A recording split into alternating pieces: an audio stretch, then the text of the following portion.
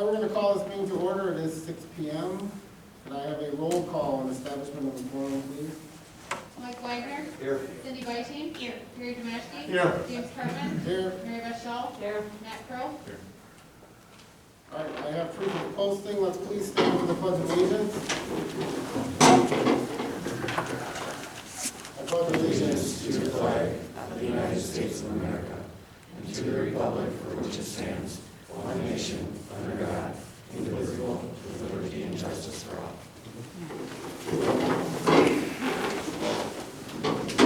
Okay, we are on to 1.5, approval of the agenda. I'd like to make a motion to switch public input until after the action for school reopening, give them a chance to hear, maybe answer some of their questions before they speak. Okay. Is there any other discussion on this? You guys have? I think I'll second that. All right, so we're going to move the public input to basically right after the school reopening plans. After 4.1. Okay. All right, well then let's go ahead and go. Mike? Yes. Cindy? Yes. Mary Beth? Yes. Gary? Yes. Art? Yeah. Matt? I'll vote yes as well. You guys want to All right, we're on to 2.1, approval of the Board of Education meeting minutes from July 13th of 2020. So move. Okay, is there any changes? All right, hearing none. Mike? Yes. Cindy? Yes. Mary Beth? Yes. Gary? Yes. Art? Yes. Matt? Yes. I'll vote yes as well. All right, so we're going to skip public input guidelines. We're down to 4.1, which is action on the 2020-2021 school reopening plan. I suppose I need to use it. Yeah, sorry, I'm trying to admit people to the Zoom at the same time here.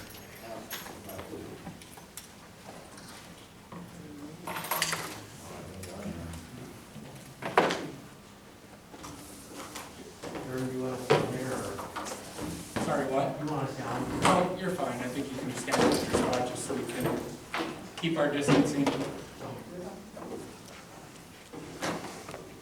All right, so we'll switch.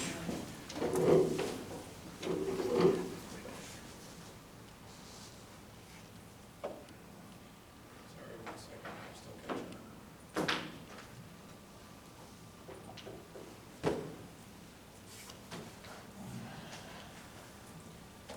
All right, thank you.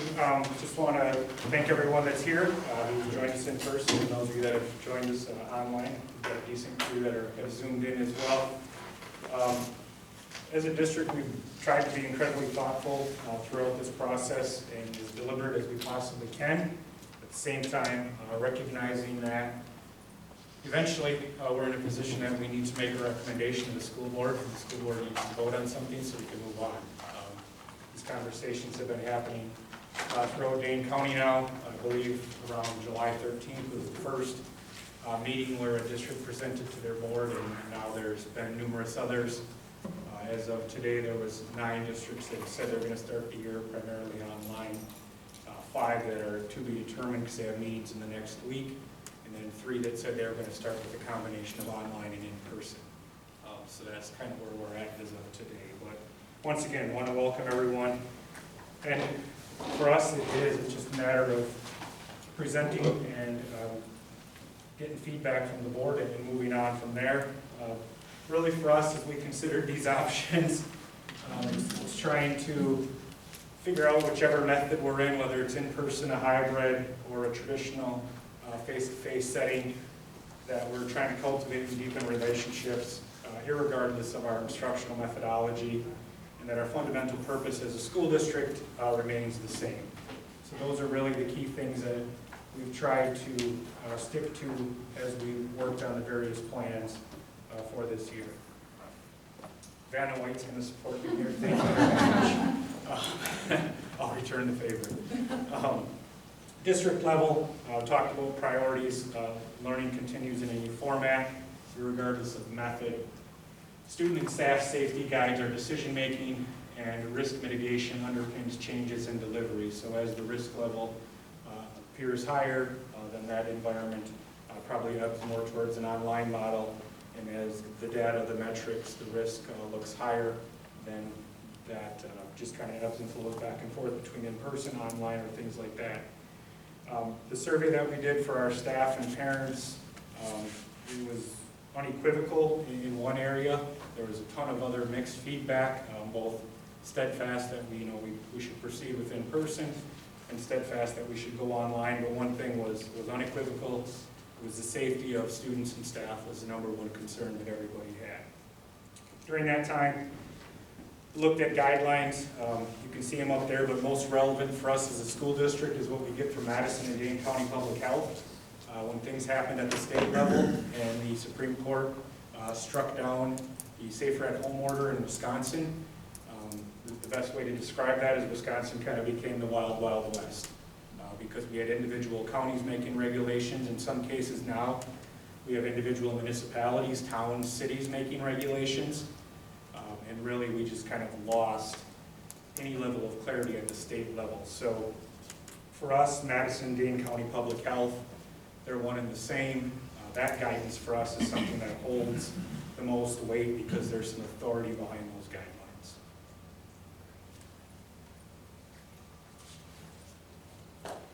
So some of the things that we've been working on in advance, because we were hoping and trying to get students involved in summer school in an in-person format as well, not only for the students' benefit, but so we could try some things in terms of the district and to see some of the procedures. Liz, if you want to just click on the link real quick.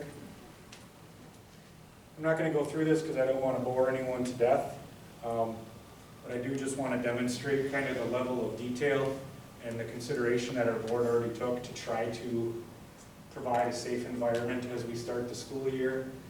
So you can see there's 6 different procedures that are required. There's rules for employees, there's rules for students, staff, parents in terms of when you could or should send someone to school and when you should not. There's things in here about protective measures, employee illness, and just kind of go right down the line, facility cleaning. But these are all things that, like I said, we had to put in place late in the month of June in order to try to bring any students back in the month of July, whether it was for summer school or for open gym type activities as well. So we do have those items in place. So our decision-making timeline, it's important to note that, clearly as you know, because you've lived this as well, really this all picked up in late February, and then really the steam picked up in early March, and that was when on March 13th, we left on a Friday, anticipating that we were coming back to school on Monday, and by Sunday afternoon, we were not. So in terms of weekly meetings, conference calls, we've been on calls with Public Health, DPI, CISA, our lawyers, state lawyers, Dane County superintendents, Dane County Public Health with the superintendents, and Dane County Emergency Management. And that's been ongoing since basically the first week of March. A lot of our other administrators have been on meetings with their colleagues as well, so principals or curriculum directors or people services directors. So the list goes on and on. But not to insult anyone's ability to read, you can see that there was just a number of things that have happened kind of in this timeline. And the first thing is May 13th of 2020 already, when we weren't even done with the school year, we were getting indications from Dane County Public Health that we needed to brace ourselves and we needed to brace our communities, that the start of the next school year may look different than what we were all used to. So in a parent letter that went out on May 13th, we discussed the fact that our planning throughout the summer was going to include the vetting of 3 options. And that included a hybrid model, that included an in-person model, and that included an online model.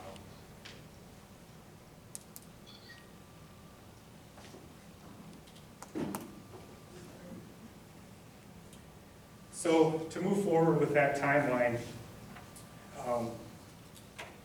to say that July 16th was an important day, the best way I could describe July 16th was it was a game changer. And I recognize some faces in this room, so I think you'll understand the sports analogy. The game changed on July 16th, and the game changed when we were told by Madison-Dane County Public Health that an entire cohort, so an entire group of students that were in a classroom together, would have to be quarantined for 14 days if we had one positive case in that cohort. Not only with the students, but the staff members that had worked with those children as well. The other piece was things like social distancing, static groups, meaning the fact that we were going to have to do everything we could to not have any kids leave those cohort groups. So if you had your 7th grade group of, let's say, 15 kids, the schedule was basically going to do everything it could to keep you with those 15 kids from 8 o'clock until 3 o'clock every day. The other piece that came with Dane County was the mandatory mask order. I believe that goes down to 5 years old, which in our case would have been kindergarten and above. Mandatory mask wearing as a part of those conditions as well. And then the last piece was the developing of metrics for the closure or opening of county schools, which to date they have not produced. And from what I heard in the Dane County Emergency Management call today, they're anticipating on or around mid-August, which clearly by mid-August that puts us 2 or 3 weeks down the road from where we are today, and that produces an incredible stumbling block. But to go back to that first piece, the guaranteed quarantine, so then even as you consider a hybrid model where maybe you had an A group, a B group, that's still putting that teacher out, and that still potentially then puts all of those kids out. And the best way I can describe that, as we played out these scenarios as an administrative team since July 16th, is it started to feel like we were playing dominoes, or that this was going to be built on a house of cards. And as soon as you pulled one card out, everything above it was going to fall because of the trickle effect of who had to be quarantined as a result of this information that we learned on July 16th. Since then, we've had meetings with our district leadership team, multiple days, both last week and this week. Actually, we had another one. We sent an update to staff members last week, and then last Wednesday we had a marathon admin meeting, which we've been having a lot of recently for planning. We just kind of went through all of this information. And as I said at the beginning, we were at the point where we just had to make a decision and propose something.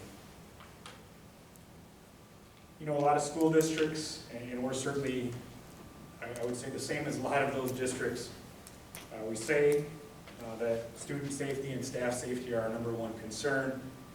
It's in difficult situations where you have to demonstrate whether that's your #1 concern or if that's lip service. And then the other piece that really became apparent in this situation is it's not only a matter of perhaps the medical knowledge that people have or claim to have, but it's also a matter of the feelings involved of the students and the staff and the people that would be back in the building. And we talked through a lot of scenarios, and you talk about trauma with children, and you know, what's happened has been traumatic.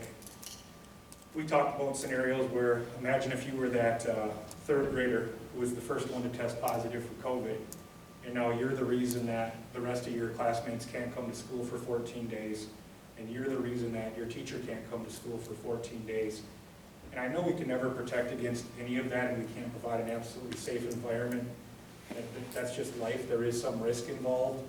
But from a social, emotional, and a trauma standpoint, it wouldn't be hard to project that people are going to know who that child was. They're going to know where it started. And that is an incredibly difficult situation to imagine putting hundreds and hundreds of our students in.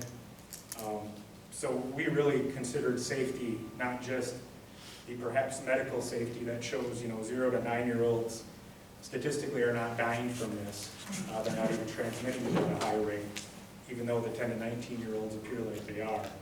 But it's not just a matter of that, it's the mental health, and then it's what they carry home and give either their mom, their grandma, their aunt, or someone else with a compromised immune system. Okay, go ahead, Liz. The other pieces for us is risk mitigation. Our state and our county have been trending in the wrong direction. Just the data does not look good when you look at our state at this point. Consistency of delivery method, we talked a lot about that. In the scenario of one positive COVID case automatically resulting in a 14-day out, it wouldn't be hard to predict that we would have a lot of bouncing back and forth between being in school, gone for 14 days, being back in school, being in school. Every time you get that positive case, that's what's going to happen is you're going to be on that 14-day quarantine.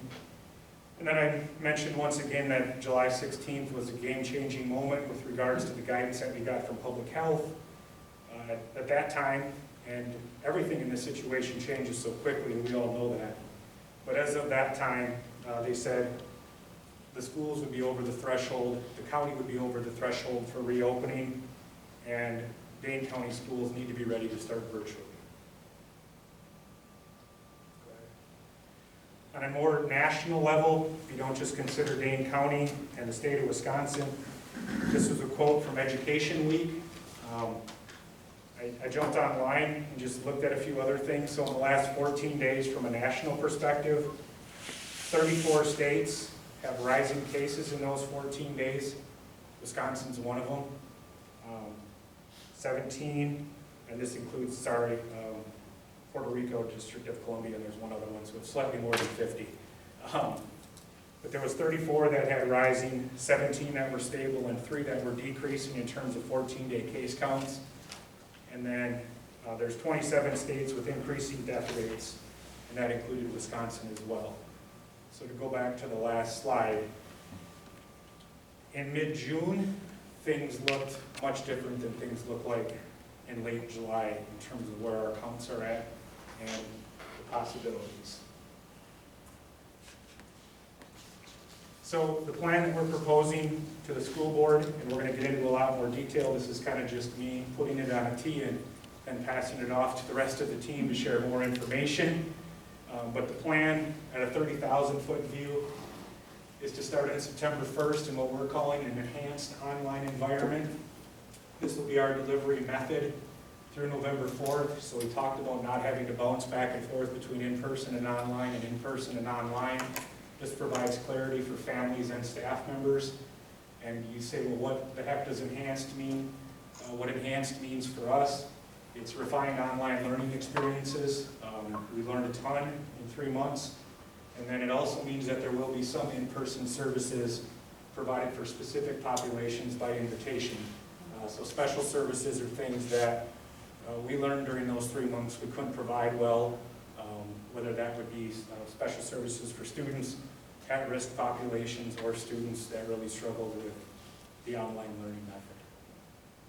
So at this time, I will turn it over to the Fearless group. Thank you, Liz, for assisting.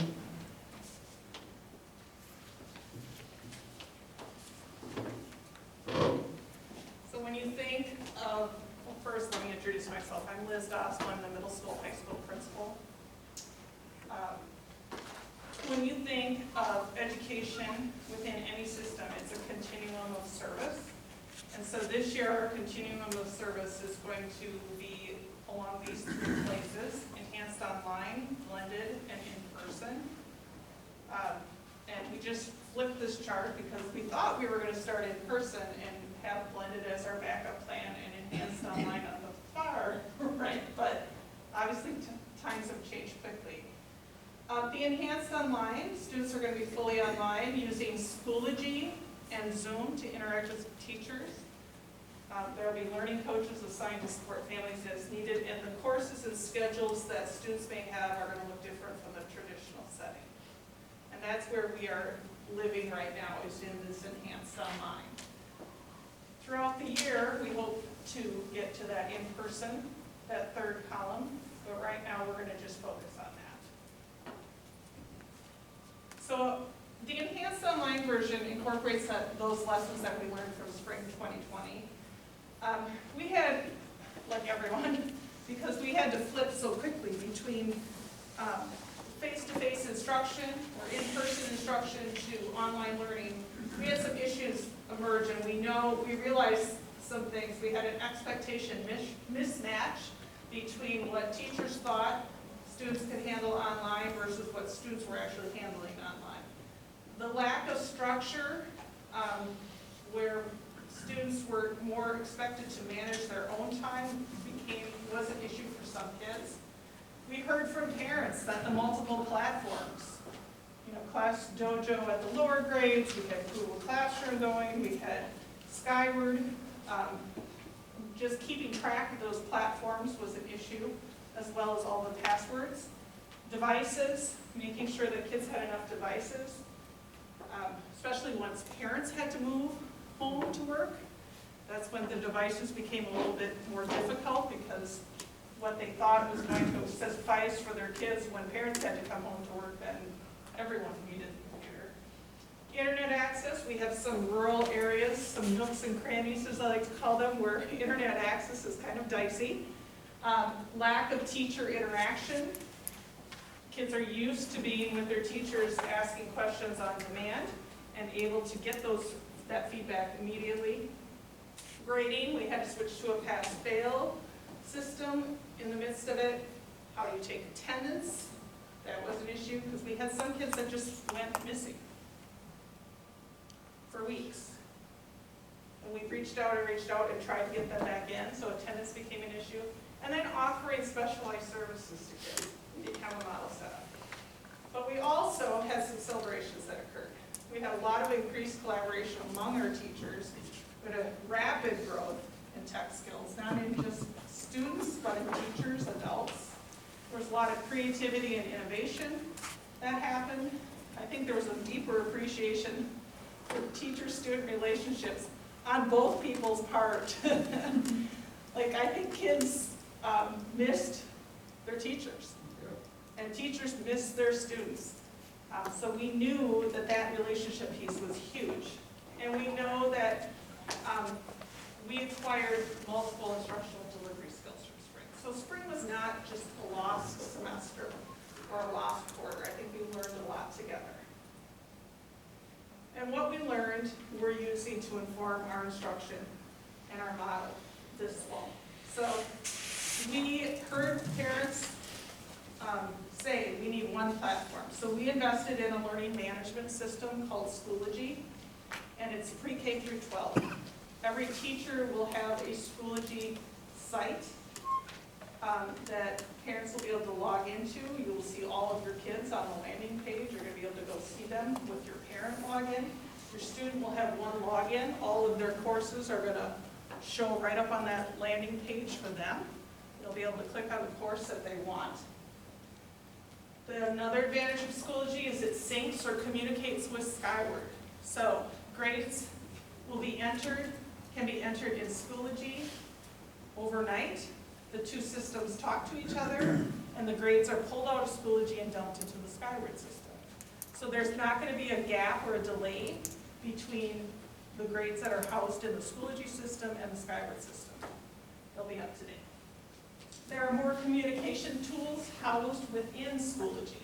Not only Zoom, but also there's internal messaging systems and there's real-time updates. Virtual learning expectations for students and for teachers are going to be established for both groups. And we're going to combine synchronous learning, which is live on-schedule learning, and asynchronous learning, which is more based on the student's schedule or when the student wants to access their learning. And as Jordan mentioned, specialized services for students with disabilities or at risk. And part of this came also because this summer, in this building, we're doing credit recovery for high school students who had incompletes at the end of fourth quarter for some of their core academic classes. And those were students that we knew were struggling online, but if we could have just brought them into the building, even for a couple of hours a day, we could have intervened and helped and got them back on track. So we recognize that some kids just need an adult to help them get organized, to help them stay on task, to support them. So we're going to enhance their education that way. So if you click, just to show you some of the difference between what Schoology looks like at different levels. This is second grade. Can we talk about it? Yes. So, I'm not an elementary person. This is kind of an example of a teacher page, a second grade teacher, Debbie McCartney, who's our building tech person, she kind of just sent me these of how we're gonna set it up at Locker. So when parents log in, or kids log in, excuse me, they're gonna see their weeks kind of laid out. So Jordan, if you scroll down a little bit, let's say you clicked on September 1st through 4th. So you're in that week and there's your topics for the week. You've got your reading, your math, and probably your science and or social studies as well. So Jordan, if you scroll down, pretend you clicked on math, then it lays it out for each day of the week. So then, again, going deeper into that, if you press Tuesday, I think, yep, so there's their kind of assignment that they've got to do. Within Schoology, you've got the ability to submit back to the teacher through it, so you don't have to download it or anything like that. You can just kind of work within this platform and then submit it, and it'll do all that stuff for you. The students, like Liz was saying, when they log in, they're just going to see their courses kind of laid out on their dashboard. So second grader log in, they'll just see all the teachers are going to have the same just courses there, but they're going to lay it out a little differently. We're doing weeks. We've got different examples of that at the higher level, how it's laid over, or it's laid out there too. So Scott, let's say that my family is going on vacation and I'm gonna be gone Thursday, Friday, Saturday. I will have the ability to work ahead if I need to. Perhaps one of the things that I think we're all going to expect is each time they get together, like at our level, it's a reading and math large group every day, just like we would normally. That's going to be something that's going to be recorded and posted, so if someone is gone or sick, they can watch it later. If parents are working during the day, I had this conversation with somebody today. They're working during the day, they're going to be at childcare during the day, could they do it at night? Why, yes, you can. You'll just log in, you'll just watch it, and be able to do it kind of whenever. But to work ahead, I'm not sure how that would work unless a teacher is someone that pre-records their things and has it set up like that, but certainly has the ability to do the opposite. If you miss it, you can kind of go back and check it out. And I would say to that end, James, that would be no different than if we were in person. I mean, that's not going to be a limitation. If anything, it'll be an enhancement because things are being recorded, whereas in the past they really weren't. I mean, if you had a 2-week vacation, and whatever the teacher could get together for you is kind of what you got before you went on that vacation. That won't be any different in this case. If anything, if you have some downtime in the hotel and you want to work from 5 to 7, well, then you can jump online and do that in this case. Thanks. Do you want me to click on any other examples or? Let's show middle school math for Mr. Harrison. Okay. So this, if your student has grade 7 math, when he clicks on, this is what his grade 7 math is going to look like. Now this isn't live, but this is a screenshot of his landing page. You'll see that he has first 2 weeks up, separated out by Monday through Friday, so a kid can click on that. His links that he uses are right on there. So students would be able to easily navigate through the page. So this is a middle school example. And then the high school example is AP Psych with Mr. Steiner. So as you see, when they come into the site, all the units are there, and then you can just scroll down. And if you click on Unit 1 and then go down, Unit 1 is, he has 2 parts of it, an overview of Unit 1 Part 1 and an overview of Unit 1 Part 2, and then if you click on one of those, go down. Sorry.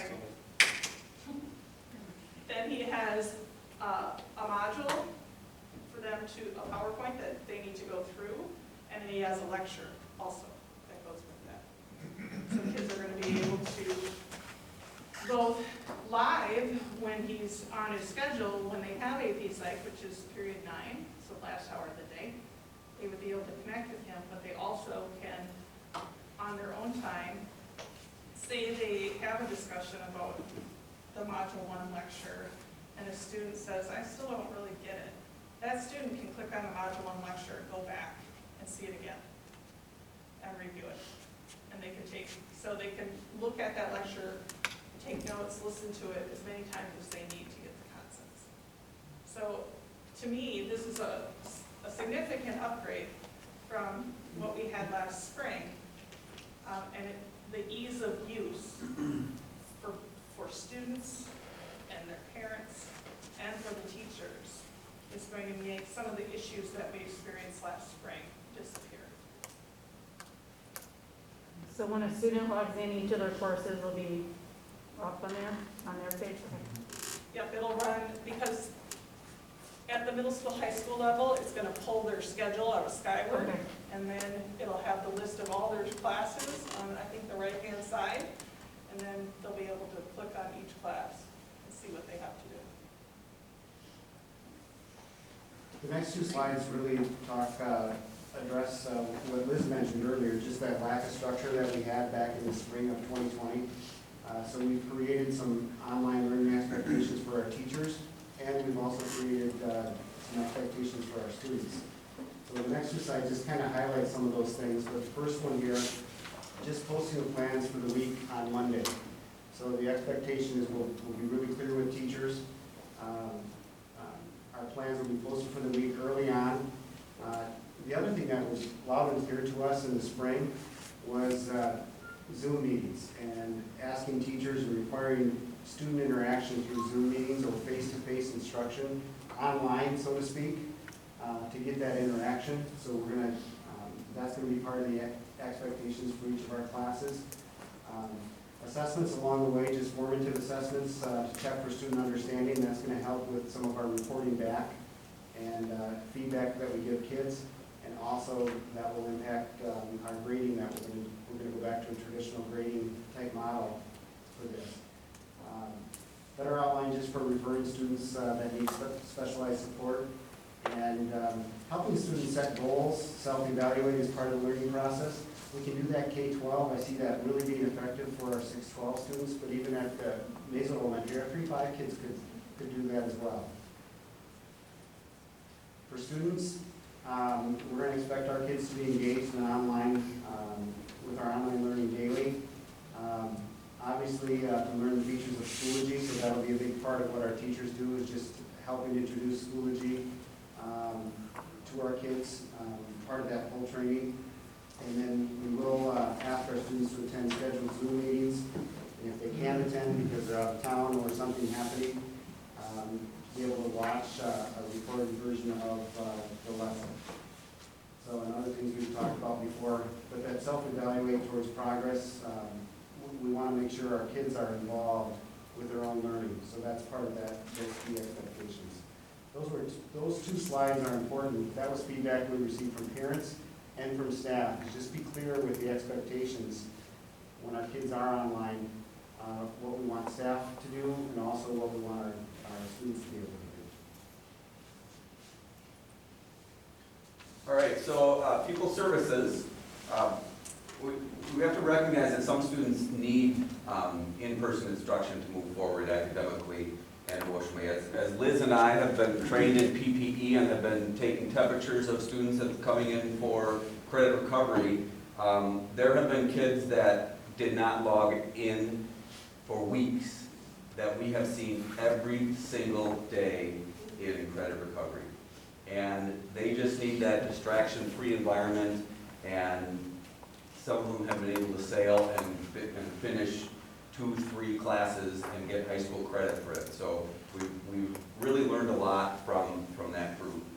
And then the second point there, some students in special education are going to be in person right away, and they're going to be working on their individual goals and things that a parent isn't able to do. You know, physical therapy, occupational therapy, speech is much different in person than in an online session.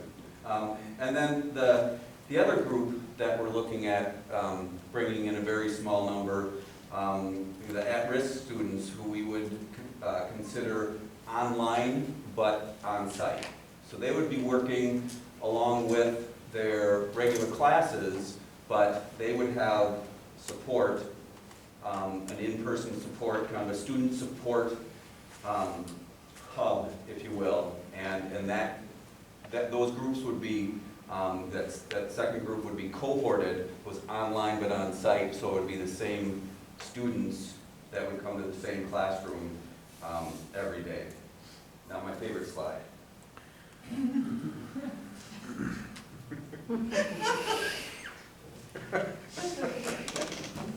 Just so you know, I have not tried a cone of shame. But I do want to say that perspective is something that we have learned. We have all gone through this together, and it's an opportunity for us to connect with parents, with students. It's a traumatic event in historical proportion, and we know what it's like now to be worried about our safety or our children's safety, and that perspective is important as we move forward as a learning community. Now you can move. Sorry, over to Andy. All right, so this slide is really just to provide some clarity on the current state of co-curriculars and athletics right now. As it stands, this is not something that we're including in any sort of action or decision-making tonight, but you know, the WIA came up with a ruling last week that might be confusing to some, so I just wanted to touch on that. And you know, their decision was that they would sponsor a fall sports season. They would delay the start to the moderate and high-risk sports to September 7th, so that would be the first day of practice for the moderate and high risk, which for us is volleyball, soccer, and football. And then for the low-risk sports, they would start on August 17th, so that would be cross-country and swimming. They also have given schools the option of moving their fall sports to the spring, and their spring sports to the summer. They did not get into specifics on what those models could look like. They're supposed to be coming up with models by August 14th was the target date that they set, so we might have more information on what that would look like then. But as far as the WIAA goes, that was basically what they came up with as a solution. They didn't cancel sports, they didn't tell you, they didn't officially move sports, but they just gave everyone the option of starting in the spring if they wanted to. But the delay is for everyone. Nobody can start prior to September 7th or August 17th, depending on the sport.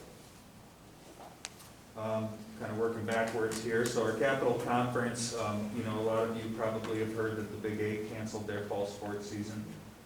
To my knowledge, as of right now, those are the only schools that have officially done anything like that.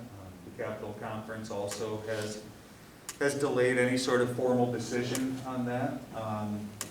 A lot of the schools, and we span multiple counties too, a lot of the schools have not even decided on their reopening plan yet, so some of it will depend on that. There's still a few schools who are considering virtual openings, and they're going to weigh what that would mean for their co-curriculars. A school like Marshall is a good example. They decided to go all virtual, and they will now separately look at what fall sports are going to look like there. So they have not, I think August 5th is when they formally vote on that. So to me it is a separate discussion, and obviously tonight our main focus is the academic portion of our start to the school year. And of course, we're in Dane County, so we are tied to Dane County guidelines. So just a few of the major points. As it stands right now, where we would be with our sports programs are, we cannot have competitions for volleyball, soccer, or football for the moderate or high risk. Modified competitions could be held for our lower risk sports, and all of these are tied to, of course, the mandated mask order, and the social distancing for all sports. So as you can imagine, for some sports that's easier to maintain than others. And then we have our maximums, our indoor maximum 10 students and our outdoor maximum 25. So again, as it stands right now, moving forward with fall sports would require us to meet all of those guidelines and to abide by those. You know, we have been giving kids the opportunity to come in this summer. Again, using those guidelines, we've had open gyms, we've had activity in the weight room. You know, volleyball, basketball has been in here, and we've had different athletes in the weight room and running out on the track. And I would say so far that's been very successful. The coaches and I have been in discussions. I've been in there to witness what those look like, talk to them. We've identified areas that we need to improve on. We've adjusted, and I've just seen really good things out of those groups. And I feel really, you know, I'm really happy with the way that those sessions have gone. So those modified, you know, practices with controlled groups, you know, I think have been working. So. Thanks, Andy.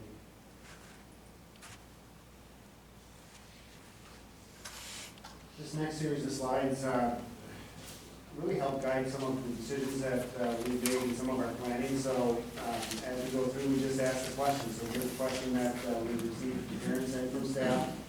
Will we have the tech and the teachers for online learning? Starts with devices, number of devices. We started these conversations back in May when it started to look to plan differently for the fall. Jordan, this morning with the district leadership team, you said a number of iPads and Chromebooks. It was, I want to say it was close to 700. Close to 700 mobile devices in the district, so in terms of student populations at roughly 785.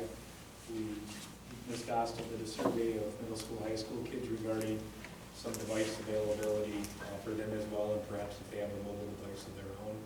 But in terms of what we have in our inventory, yeah, it's around 685.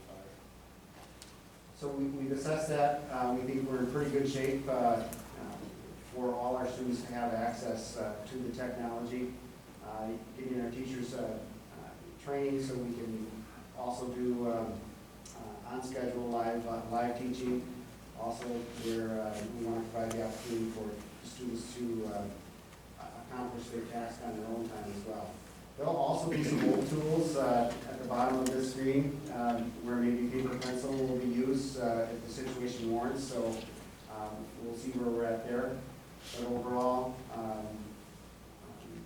we try to be thoughtful and thinking about the tech that we're going to need. Liz mentioned just out in the country, certain areas that maybe the internet isn't as good, providing hotspots to those families, giving them access to what they need. Is there a Schoology app, like for mobile devices and things like that, or is it? Yeah, go ahead. We spent a lot of time talking about Schoology at a number of board meetings the past couple of months. So this common online learning platform, and we talked about it tonight. So yes, we have a system in place. Our teachers did receive some basic training back in June. We had over 40 staff members that did a online training, watching videos, getting some things set up. You saw some examples of some of that work earlier in this presentation. So have a plan in place to provide parents and students with online modules that will help them get introduced to the system as well. And as Liz mentioned earlier, things with Skyward for grades will be accurate in both systems.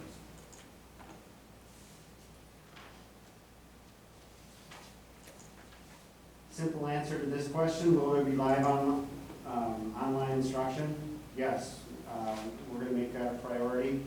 And we know that relationship piece where students seeing their teacher, being able to talk with their teachers, teachers being able to talk with their students, we know that that's an important piece.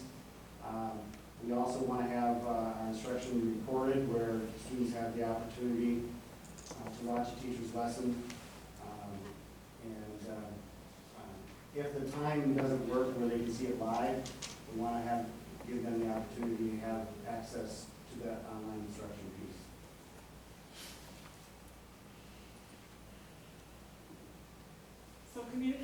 is vital, not only teacher to student and student back to teacher, but to parents and to adults who are involved with supporting kids at home.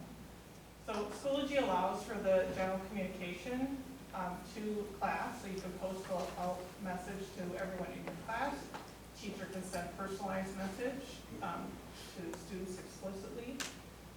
One of the things that we're really focusing on as teaching staff is the focus on feedback to improve student learning, so that kids are getting feedback and they can adjust their learning and they can make improvements as they're going through this. If our middle school and high school students have their own cell phone, we had luck last spring with the teacher calling students directly as they needed, and that was very effective. And then we will have learning coaches assigned to students who need additional academic support at home. So what we did find again last spring too was that sometimes students just needed someone to call them, help them get back on track, get organized, maybe create a priority to-do list. Like, what are you gonna work on first? And then, okay, once you get that done, then what do you wanna do? Some of that can be done with a learning coach, either through a Zoom session or on the phone. So yes, even though my child does tell me that phones are so old school, we do hopefully have actual voice contact with kids. The other piece too is what is the plan for attendance, testing, and grading? So some changes here. So attendance, students are expected to be online learning daily. So if your student's going to be absent, parents can call or contact the school office or the attendance line to report those absences. So we will be taking attendance, and you treat it just like as if they were in school to report absences, because that way the teacher will know to make certain things available online through Schoology for students. Testing, classroom assessments are going to focus on assessment for learning and giving students feedback on where they need to improve. And then summative assessments are going to still be there, so like end of unit tests, chapter tests, those kinds of things will allow students to show what they know and can do. When we are back in person, we will do large scale testing, so we will give the Aspire screener, PALS at the younger grades. So we have a temperature check basically on students to make sure that they're learning and they're progressing. And the state required testing, so the ACT, the Aspire, the Forward, in the spring of the year are all directed by DPI. So I have a feeling it's going to be an influx year for testing coming from the state levels, just across the nation, because it's going to be hard to. We couldn't test last spring because they couldn't basically push out a lockdown browser for kids to test at home and keep the test secure. They were able to do that on the advanced placement level, but state testing is a little bit different beast than that. And we are returning to traditional marking systems at all 3 levels, so grading will be back in a traditional sense. All right. I think most of these bullet points have been covered, but I want to emphasize the 4th bullet point down and the invitation. We are going to contact the families by email in the next couple days and by hard copy before the end of the week. So multiple ways to give them the invitation that their child is welcome to start September 1st. And of course, a family can choose to, even if the child is invited, they can choose to stay in the all virtual mode.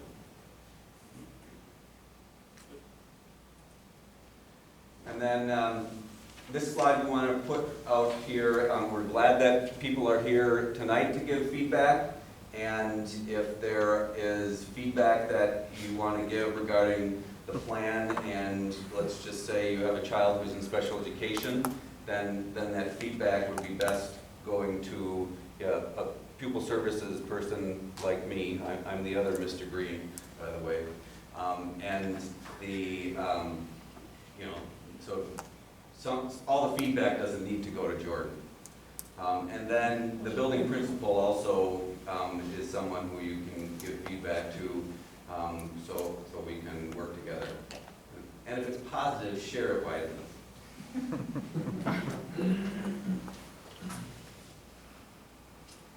So what's our focus going to be with online learning? We worked hard as a staff to identify essential standards for each of our courses and for each grade level. So our focus will be on the essential standards. So that's the standards within the Common Core standards that we feel are most vital for our students to move on to the next grade level or to the next step in their education, such as college. There's certain things that we're not going to try to tackle online that may not transfer well in the online setting. One of the examples, hard to do taxidermy online. So we are reviewing some of our specials as well. But our focus will be on the essential standards, particularly at the elementary level with math and literacy.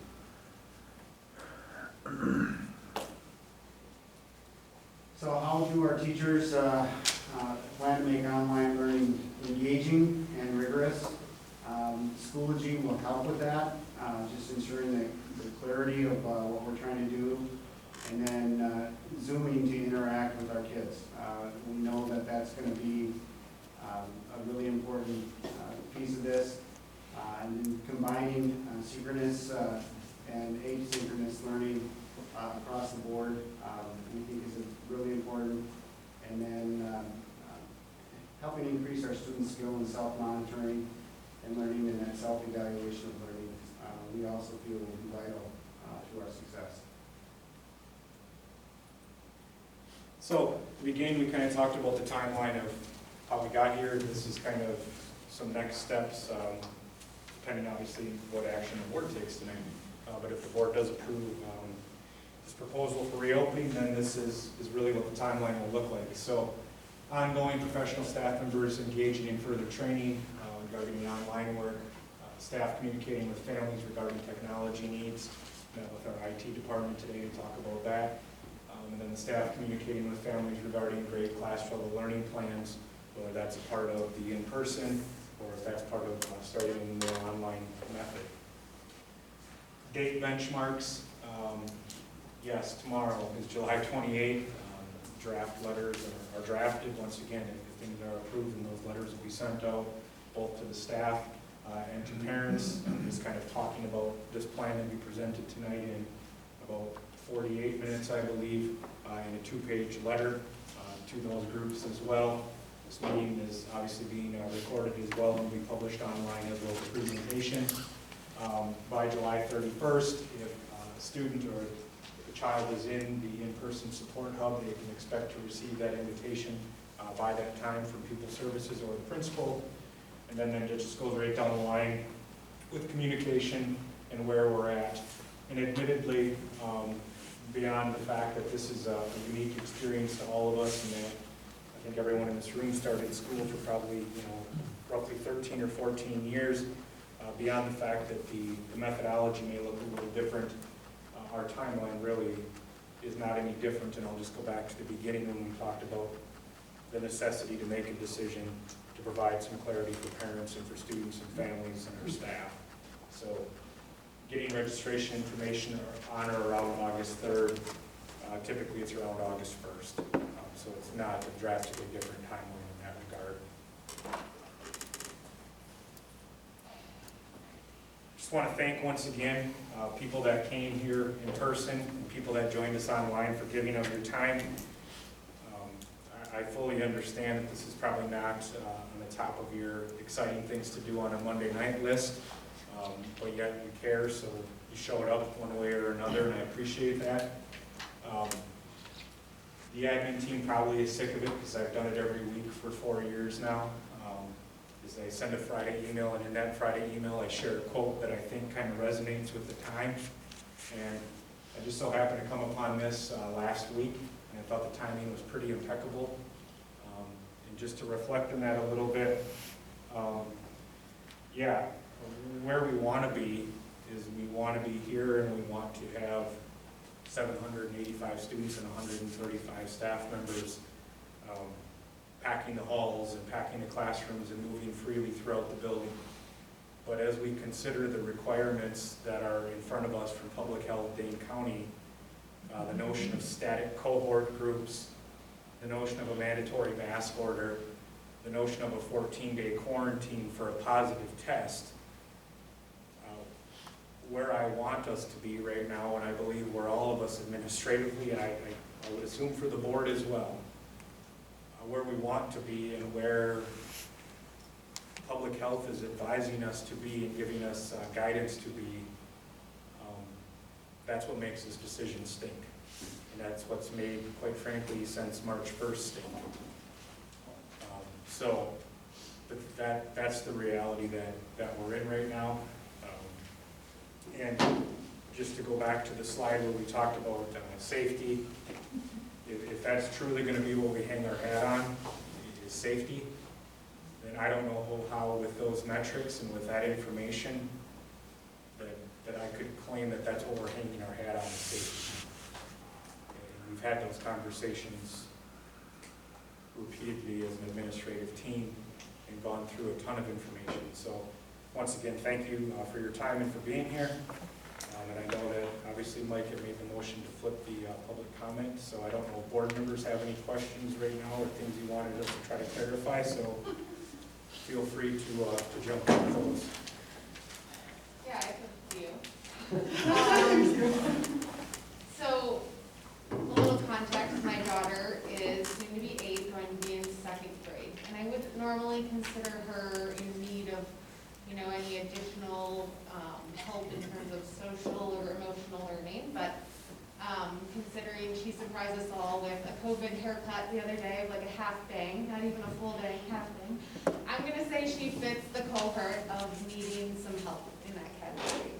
And I can't guarantee her participation on Zoom is going to be any different than it was in March, where your excitement to see your friends just suddenly drops, because especially with our little learners, they're not, as comfortable with social media and conversing online, and the pathways start firing differently when they're seeing themselves and they get uncomfortable. And so I'm wondering specifically for the younger population, what type of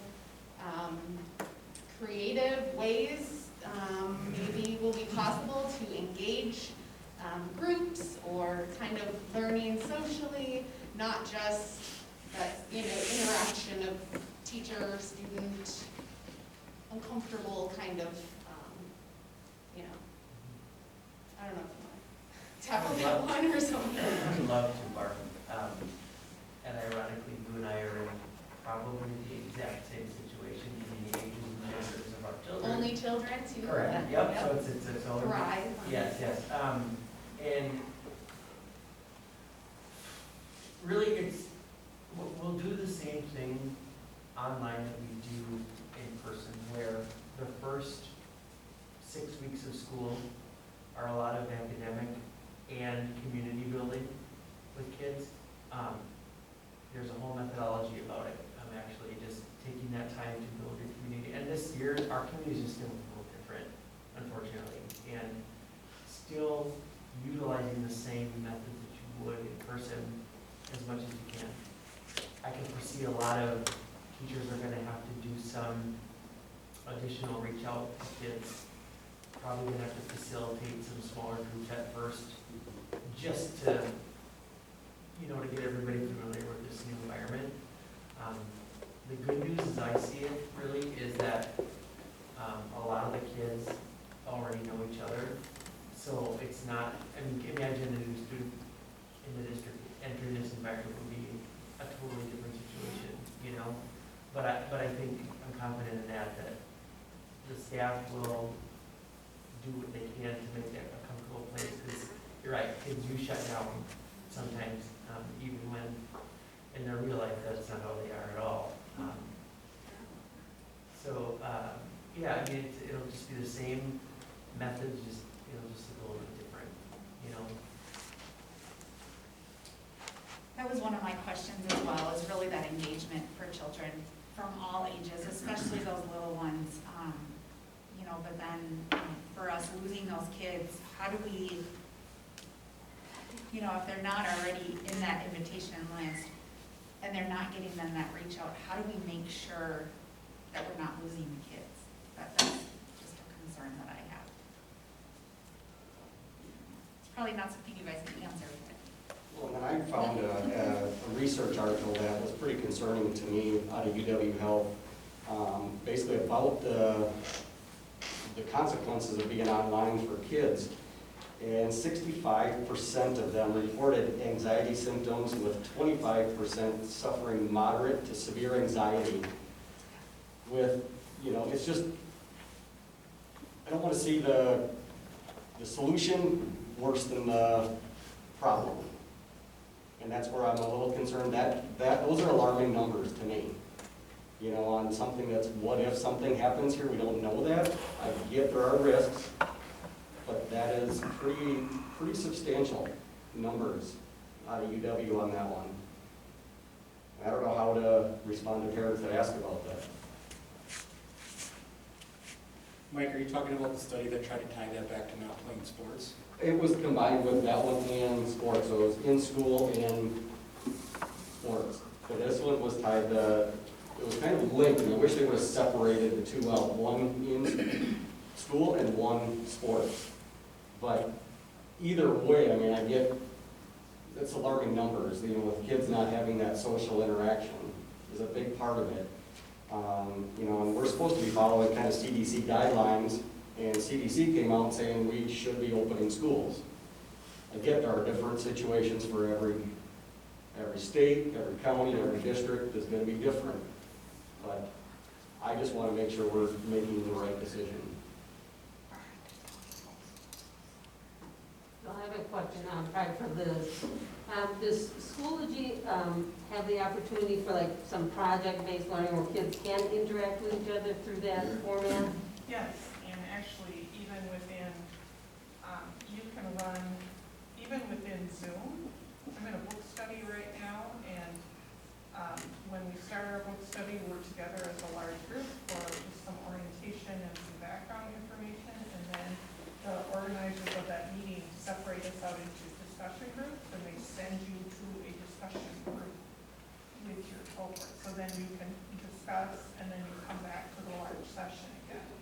So there are features within both Schoology and within Zoom that will allow us to do some of those more traditional methods, just in a different way.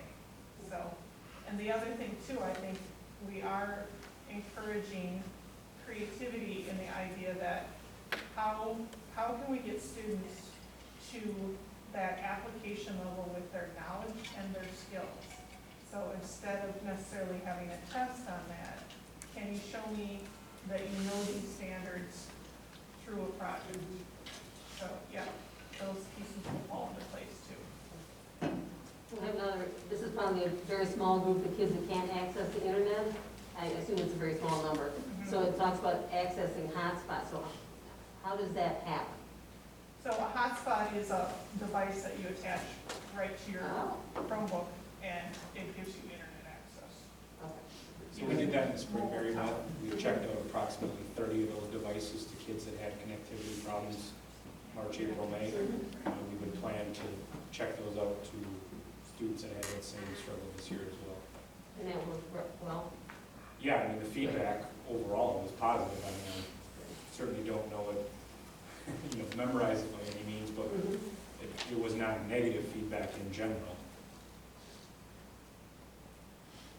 So one of my other considerations is for the cohort of students that think this is awesome because they can get everything done in like an hour in the day, and boom, you know, for those kids that are really into this personalized learning, and even for some of the younger learners, are there other resources above and beyond our curriculum that can really emphasize some learning opportunities for the accelerated learners in terms of enrichment, and you know, that can kind of supplement those gaps in the day when parents are trying to work remote, and yet, you know, the kids have their math and their reading done and they zip right through it? How how does this whole system kind of amplify? Teachers will be able to have enrichment resources linked right in their Schoology account. And then I think it's also just responding to what students need, depending on, how they're finishing things and the time it takes them. At the elementary level, I'm not as familiar with the other online resources you use, but I do know that in our level, the teacher can specialize certain topics for students and push them on a strand or on an idea. So even though we're focusing on essential standards, if a student shows mastery of an essential standard early, then that teacher would be able to say, okay, I'm going to push you on a secondary standard that's related to that and deepen their skill level or deepen content knowledge. And so what I think I'm hearing is like we are really relying on collaboration as far as all of us in this together, where even in the environments where parents are gonna reach out for remedial help, it's still the same notion. If your kid, needs some extra enrichment, then that's a conversation that you're gonna need and should feel freely open to making sure we're only gonna succeed in this if we're all, kind of in it together. Right, and I think also, just to Bill's point earlier about some old school methods, some of the best ways for students, especially younger students, but actually all students, is to read. So if we can get more books in their hands, if we can get, access to online resources or different articles and news sites and things like that where they're reading. Because the volume, when you read more, you gain more vocabulary, you gain better skills, and you can learn so much more. So sometimes it doesn't always have to be a shiny object, or it doesn't always have to be a website. It could just be like, let's get your kids some really good books on this topic and extend their knowledge and expand their universe and what they're reading.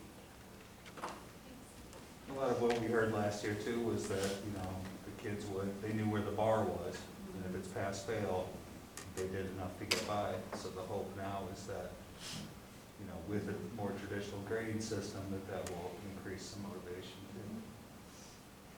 So kind of along the lines of, I finished, I'm done in an hour. What does it mean to be logged in or absent? So if my teenager wants to sleep in until 10 and she shows up at 11 to school, do I need to call in and say she's not there at 8? Or like how does absentee work? So at the middle high school level, we are going to have a schedule. Okay. So kids will be expected to be online and present during the day. So we will be running a modified schedule with half-hour sessions according to class periods from 8:30 until 2. And teachers will determine if they're going to Zoom with students every day, if they're going to have a check-in, they may do a 10-minute power lecture presentation, teaching a very specific skill, and then model it or do guided practice with students. That might take a full half hour. Or they may say, I'm doing a reteach on this concept today, so if you feel confident and you know how to do this concept, do the application work. If you want, you can stay in the Zoom and I will do a reteach and answer questions. So we're trying to, part of this is also setting boundaries for students and for teachers, because like you said, teenagers, I have one too, they like to sleep in. And then their time schedules don't necessarily match adult time schedules. So we would have last spring, we had teachers online, 9 until 3. Well, we had kids that got up at 2. And then they wanted to work from 3 until 10. So then they're asking questions, at 7 p.m., 8 p.m., 9 p.m., and then unhappy because, the response is not immediate.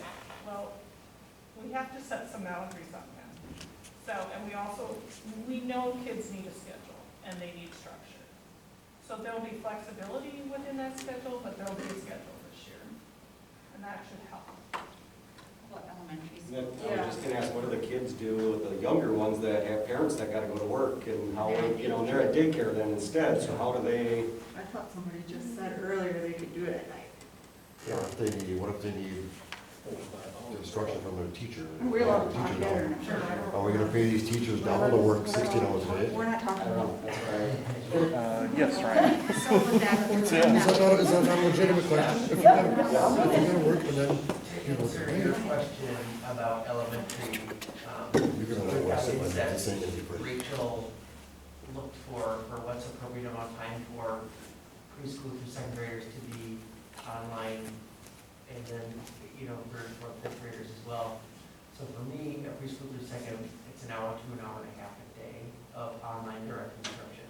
So during reading, during math, during whole group, cumulatively, a long time should be about an hour and a half. Now, there's gonna be some other times where there's small group, there's individual, there's maybe some social groups happening, right, or something where there aren't the additional to that, but the core, expectation is an hour to an hour and a half. Now, to kind of answer, again, some of those other questions that came up, again, it'll be our expectation that when a teacher does do a whole group anything, it's recorded so they can jump on whenever they can, whenever it's convenient for them.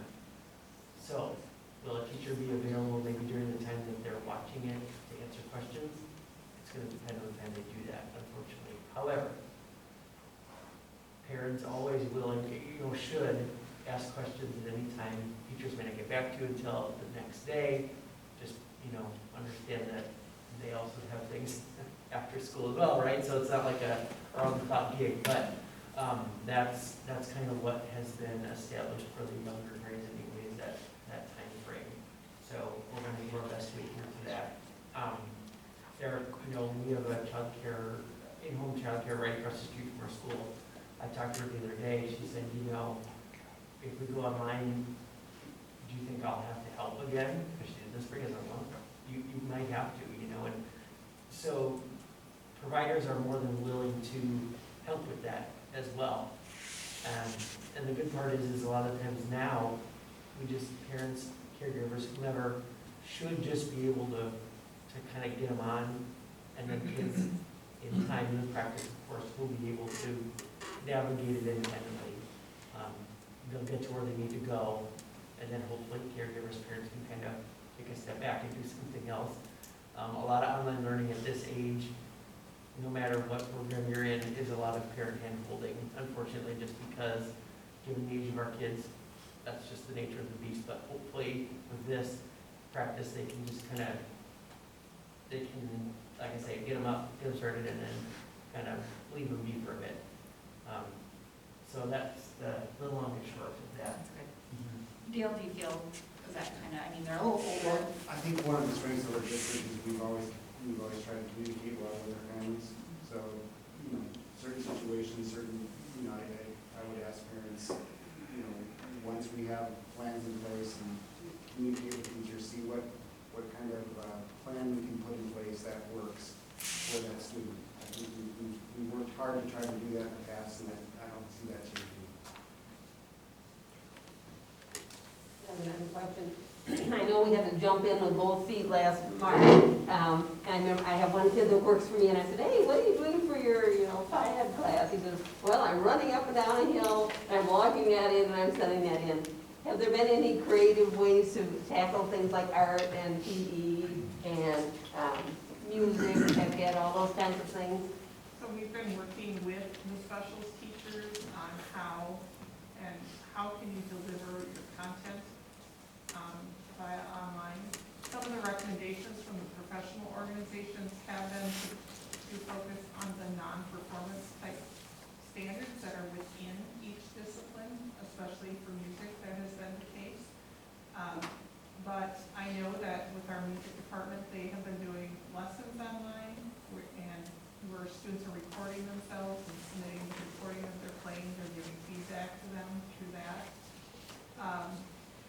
And then with Phi-Ed, Mr. Pickett and I have been meeting with our Phi-Ed teachers to talk about just designating days of the week, particularly in the middle school level, to get kids active. And and that's also part of having that schedule. So like if you have third hour Phi Ed, you're gonna have a half an hour of directed interaction with your Phi Ed teacher. It could be yoga, it could be Mindful Monday, it could, there's different activities that they can do with direct instruction. That may not take the full half hour, but that would get kids engaged and active and taking a brain break from the computer.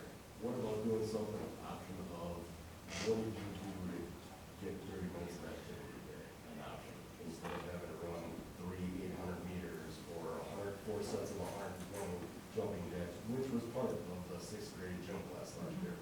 Well, I will say that Dustin and Zach specifically have been really, open-minded about all of this. And we did look at some specific feedback that we got from last spring and identified areas that we saw as, needing improvement. And those guys have some really good ideas of how they can address it and how they can differentiate it for the different grade levels too. Because I think they recognize that what worked for one group might not have worked for another. And so, they were really, receptive to that sort of idea. So I think that would look a lot different, just like a lot of things would. Because we were doing a lot of outdoor activities, but yet then they're spending an hour on gym class by the time they get done doing all these different activities, and it's like, seriously. How is this? We were outside all allowed today. to talk, or how is this, is this still the school board, or? I want to raise my hand. Do you want to open it up to public so we can? I just keep forgetting things, and then someone says something. Let's, Yeah, we can talk about this for 5 hours. Yeah, oh, That's the only absolutely. thing we just have to be mindful of. You might as well. I just worry about when you're talking gym class, like mine, she's going into high school. Sophia, she was doing gym every day. I saw it every day. But Zach didn't have it down. So then she starts her freshman year, when this happens again, that goes for her whole high school, like her GPA. I don't know, is there other things? So I would admit the gym portion of it, I would admit it was quite rigorous. And I Yeah. think that, But that will affect her whole high school GPA. You mean this year, if it doesn't? If it change? happened again. Yes, I think that Andy has said that. Okay. I think the feedback was kids were spending a lot of time doing very rigorous type things. Well, I want her to do rigorous. Well, and that's, that was part of the conversation is, we did recognize that was an area that caused some stress. And the reason that we think it's important is for the exact opposite. Because we do think that physical activity is important at a time like this. So I think it's something that we need to, emphasize and really make sure that we're getting it right. And I'm telling you, if you guys talk to Zach and Dustin specifically at the high school, middle school level, those guys are really excited about, possibilities, and they're open-minded, and they've got different ideas, ready to go. So that's one area that I'm really confident in. Zach was great at getting back to me on that, so I will say. Well, and again, I know it goes without saying, but it was new and they're figuring it out, so it would be different this year. All right, well, we'll let you. I'll keep it brief, I promise. This kind of goes to what Barb was saying originally with the littles, and I'm going to direct this to Mr. Moore here. So I had a 4K in the spring, and in Mrs. Updike's class, we did Zoom every single day, and it was amazing. She really dove into it, and I did not have to hold her hand. It was get her on that iPad and go. I think the reason for that is because she already had this trust built in Mrs. Updike, right? I feel like meeting their teacher in person is so for these littles is so important for all of them. I got a high school and a middle school started. That would love to meet, just if it's social distancing, if the teacher, if she could just see her face or his or her face, and develop some sort of a little bit of rapport. I mean, not necessarily in-person learning, but maybe it's a different format for an open house where you just had one class of 15 that could say hi to their teacher. Because I think that's what made the spring so successful with that class and them being so little. So I'm just wondering if there's any consideration to to that, and I think Barb, I mean, don't you think that kind of that just seeing them in person, that's a real person, it's not just somebody I met on the iPad, and that they actually do work at Black Earth Elementary School, you know, we're not just making this up, you know. Yeah, no, so, I don't think it was Dale, I don't know what I was talking to Dave, but the exact same idea you just broached was something I thought of too, is, okay, we're gonna have to get devices in these kids' hands at some point. You know, is that an opportunity where hopefully it's a nice night out, we can set up something outside, because right, that's more conducive, right? So where we can get kids on some sort of schedule or rotation, maybe you sign up for a time, come, say hello, face to face, right, and get what you need. Oh, I think it would be Yeah, it's ultimately so- important. Yes, I agree with you 100%, so yes, that is something we're kind of trying to get going already. And I think Tasha's right too, even for the olders. You know, I just me, and especially transitioning from middle school to high school is you haven't ever met, I mean, you've seen those teachers before, but maybe you've never had them. Sure. Yeah, I agree. Just real quick, kind of working off that. Actually, yes, outside is conducive, but if we can come up with a way, like I'm thinking of Corinne. Does everyone know Corinne? No? Yes? You do. If they could see a goal, like their desk, put their name on it, and say, we got to do this mask stuff, we got to do this computer stuff for a while, but this is where you're going to ultimately get to. There might be something there that would help her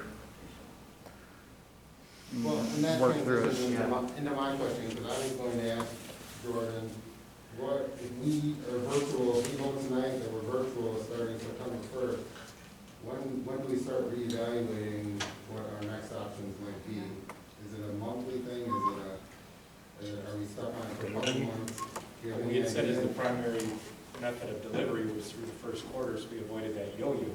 Right. But in terms of when do we start reevaluating, tomorrow, Yeah. because that's the way this has gone for 3 months. You hear something new the next day, and you're forced to reevaluate the situation. Now, for some sort of clarity and to avoid the yo-yo, in terms of the general delivery method, we are saying for the sake of not being on that in and out, that this is, what we would commit ourselves to. But the notion that as this evolved during the first quarter, so from September 1 until November 4th, the notion that if the metrics and if what Dane County Public Health releases in terms of the reopening metrics, which we haven't even seen yet, if our local data and our local situation with these small groups of students that are coming in for services immediately, if we're seeing positive results in terms of avoiding COVID outbreaks in our school district and in our community, well then that is obviously positive local data that then supports how can we bring in 10 4Kers for something moving forward. So I guess, yes, the simple answer is, maybe the more complex answer is, there is a ton of factors that play into that decision-making process, but I mean, the bottom line is, with the plan is presented tonight, what we're proposing is the general delivery method would be through an online method, but then with these other supports in place for the first quarter. But another part of that was that we would provide updates at board meetings to you guys as board members at every meeting, sharing, here's what things have looked like, here's where the planning is at. One of your dates you had on there was registration information coming out August 3rd, but my question was, are we still looking at August 12th as that? I mean, is that still? As an in-person registration day, that's a great question. Last year, the vast majority of our families took advantage of online registration. In this world, the notion of let's encourage a mass gathering in our gymnasium, that seems to be counterintuitive right now. So that's on our to-do list for tomorrow. Pictures and, Yeah, and pictures, I can tell you right now, pictures in person sitting in line for 2 hours and in a hot gym, sitting on the same chair, like, no, that's not happening on August 12th. So you can mark that one down. That I can produce. All right, does anyone on the board have any other additional questions? I do have a couple more, sorry. A couple logistic questions. So we talked about, gym, but other ones like, you mentioned taxidermy, what about ceramics and other tech classes, things that really don't translate to online? You talked about not having those courses, switching courses and schedules around. What does that look like then for children that are scheduled for that? Are they gonna be required to take a different class? They're now gonna be short, credits, things like that? How does that look? We are gonna run our schedule the way it is.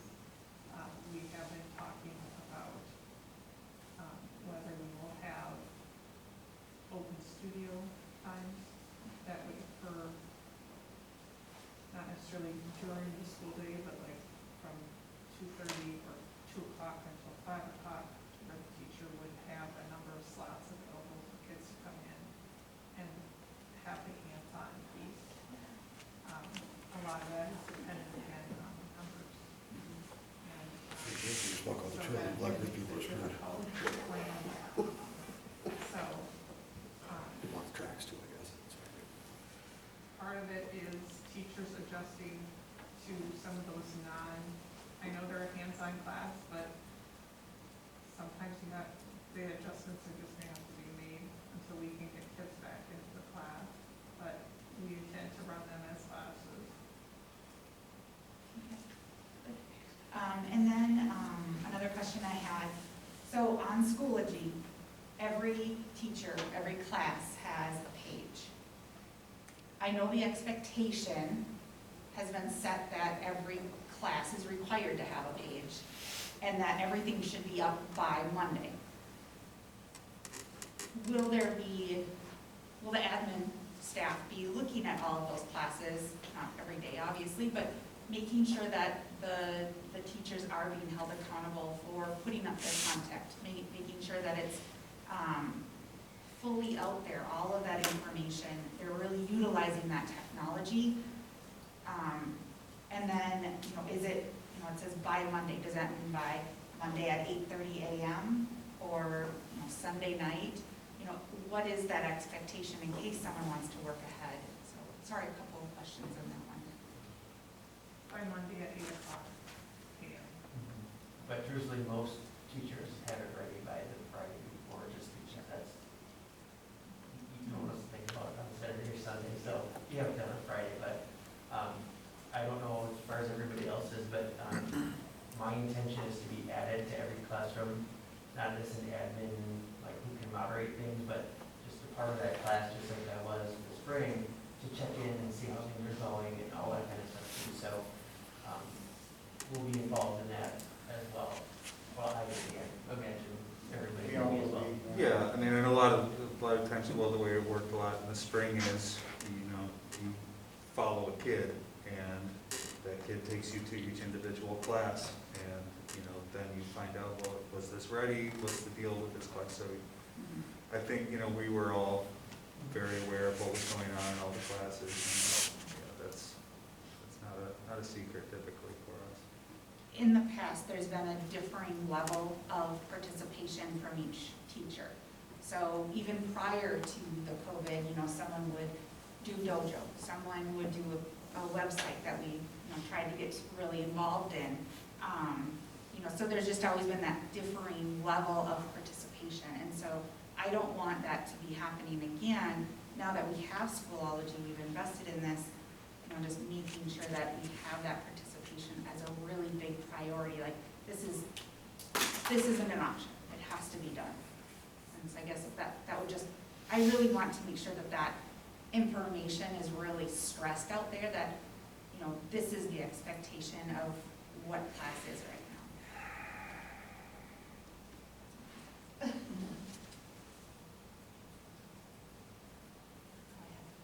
Anybody else on the board?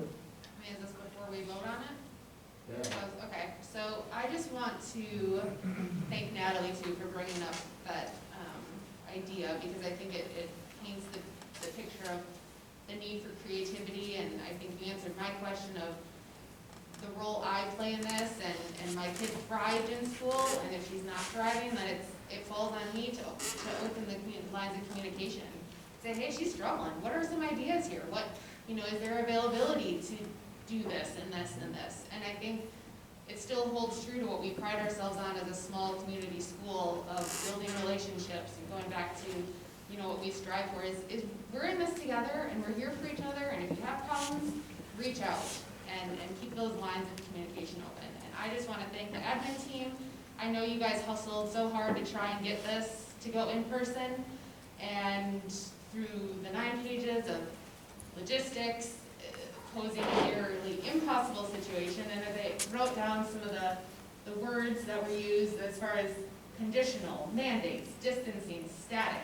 That to me represents a completely stifling educational learning environment, and that's not what we stand to provide for our kids. And I know we tried, but with that being said, I think we do owe it to these guys that they really, you know, tried hard, and this is kind of where we're at. Now, to Mike's point, I think I'm a diehard athlete. My heart breaks for these kids, right? I mean, this is painful, and I can't imagine. But it also takes some bandwidth to understand the larger picture, and that there are kids that would say the same thing that are diehard drama participants and in the arts. And I mean, this really does just paint a bigger picture of the impact that an education has on our little ones and their development and growing up. And so I don't disagree. My child has anxiety. I have anxiety. Everybody is affected by this. But I don't feel like I have the luxury to sit here and vote based on a personal opinion or a bias or some political inference, when ultimately it's our responsibility to provide a safe space for the people we employ, our students, our community. And to me, that's above all. And so it's unfortunate, it's heartbreaking, but I commend the people in this room. We are so lucky and fortunate, and we've learned a lot, and they tackled the challenges, they didn't hide from it, and they dove right in, and you know, it's not permanent. So I think that's what everybody, you know, we're in this together, we need to make the best of it, and let's hope that it's not as permanent as it might be, and we can, you know, eventually go back to in-person. But that's me. I wholeheartedly agree. Thank you, admin. I think that the easier decision would have said, we'll just start online or start in person. I think that would have been the easy decision, just, well, who cares, let's just go. But we really took the time to really look at all the data and look at what we are doing for our children and our staff to make sure that everybody is safe and still being able to have an education. It's huge. So, So I get to talk now? Is this? It sounds like it was already, I know, I'm confused, Well, is this decided already? Yeah, so did you guys sign up for public comment, or if you still We want? did. Yeah, I have Then a few we'll do questions. public comment next. Oh, we're not doing public comment yet? No, it's after. It's Well, I'm after. sorry. You guys have anything else on the board? Wait until they vote and then. No. Wait, is that how it is? Well, I was a waste of Mike, you public made the comment. motion to do it though. Yeah, I get that, I just thought they should hear the option first, they know what they're speaking about, I guess. Because they, you know, without seeing that, they don't understand. So you guys are voting right now, so. We can discuss afterwards. I thought public comment was before the vote. Yeah, they already voted, they bought Schoology, so. Well, you signed up to talk. But it should be before, not after. We'll talk right now. They're gonna vote. Yeah.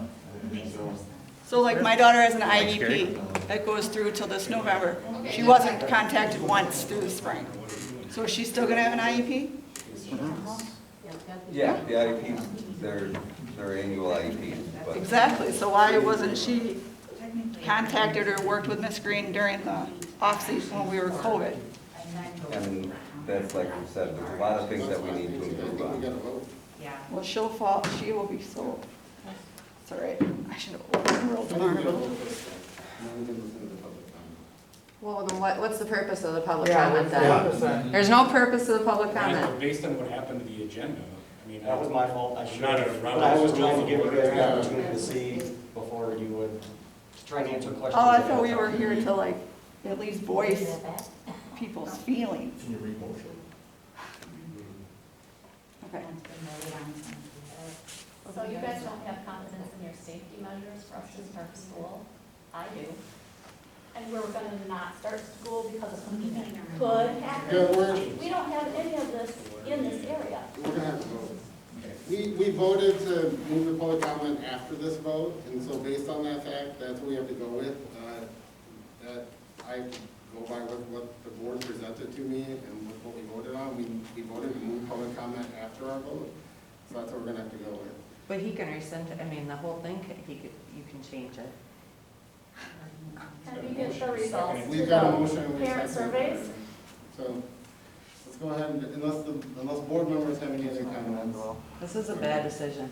Mike? It was positive the whole time until you made this call. I'm glad it's on. Well, I would at least think you'd want to hear people's. Jordan, do you have any Are idea you what sure the you numbers can are? rescind this? Or We've already moved on to the next topic, I'm pretty sure that we can't. Well, you're in the same meeting, you can. While we're spending time doing this, why don't we just let them speak? Yeah, No I think doubt. we should just, I would like to hear what people say before we take a vote, and it is the purpose of public comment. to see what you're all thinking. I think it's kind of putting the cart before the horse, if you will. All right, well, just so you guys are aware, we do have, out of respect for time, basically, you have 2 minutes to speak your mind.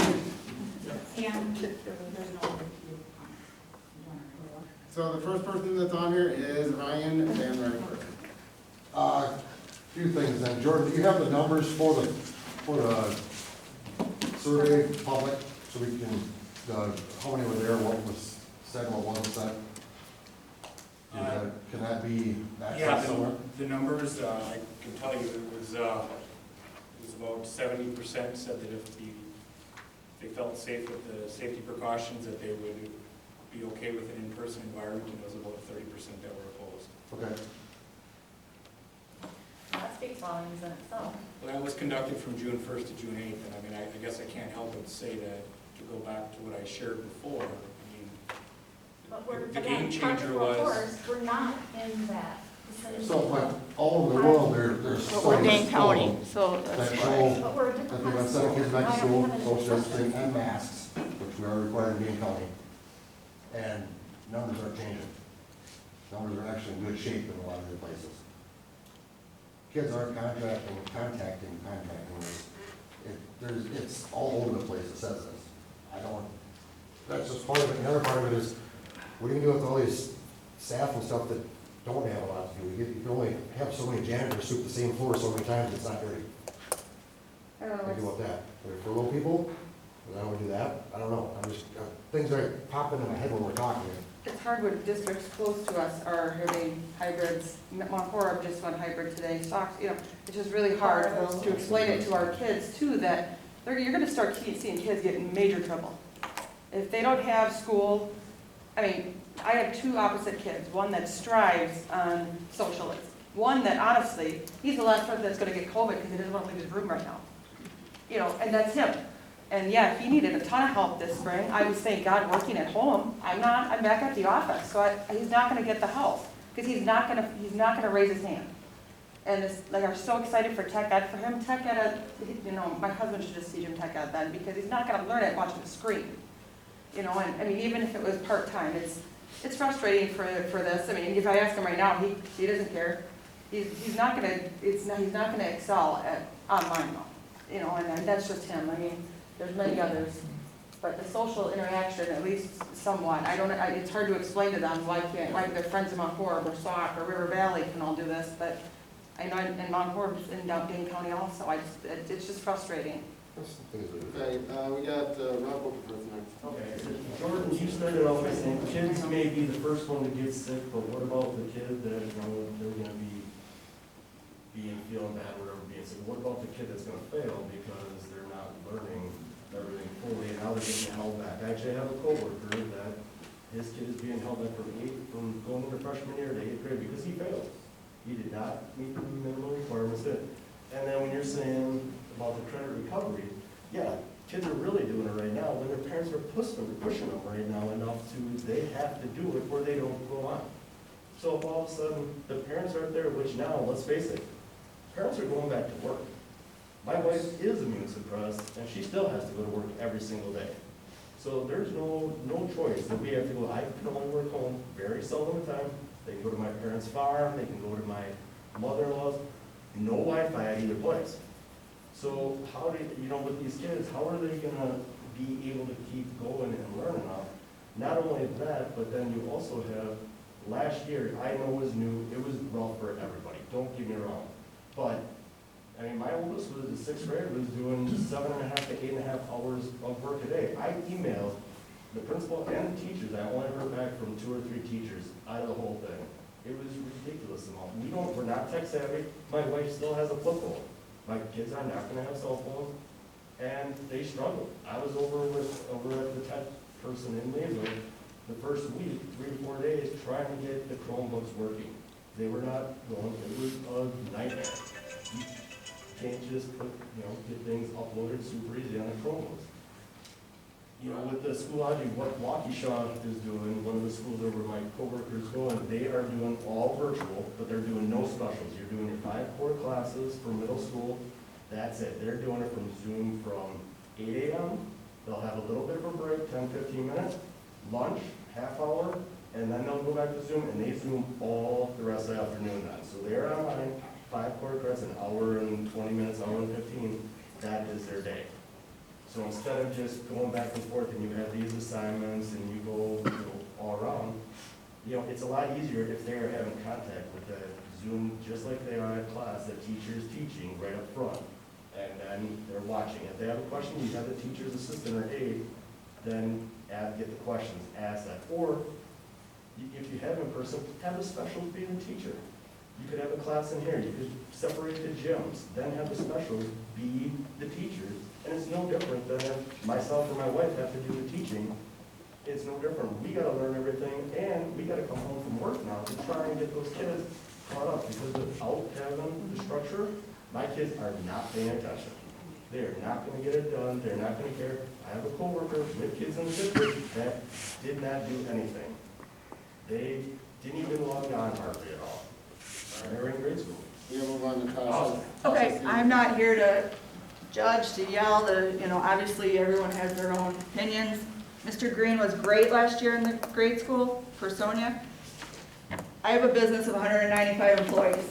5 months now we've had this, I've had one. That's many families, many different counties. Think of how many people each, they came out and said the CD, or the Dane County was at 2% on Friday because they weren't putting in all the tests. I don't know. I'm worried that my kids, one going in the freshman year, one going in the 6th grade, totally different, are gonna fall way behind. And I just want assurance that that's not gonna happen, that they're gonna get help if they need it. I have a daughter that won't leave her room. It's bad, but anyways. Those are my problems, I don't know. I feel like everybody's already made up their mind, so us being here doesn't even. I know. There isn't one parent I've talked to outside that is part of the Heights District that doesn't think that. And there's been multiple, because we all go to games. We go to just the game. Our kids are playing sports in packed gyms right now. And it's not great. Nobody's getting sick. I mean, I don't know. I know you guys have a very hard decision to make, but I feel bad that it's probably being made because we're in Dane County. So. Natalie? Well, I said, or I asked the questions, but I will say, I know for a fact that this team did try for that in-person learning first. And I know from dealing with that forward Dane with the sports stuff, it's every day. I don't know how you're supposed to juggle it all. Because it switches. Because it switches and switches and switches, so you guys have to make a decision for the first quarter. And I'm totally agree with Barb, it's like, we just got to be all in this together and pray that it's not permanent. I mean, that's where we are. I mean, obviously, like you said, the decision's pretty well been made, and we're just gonna have to buck up like we usually do. But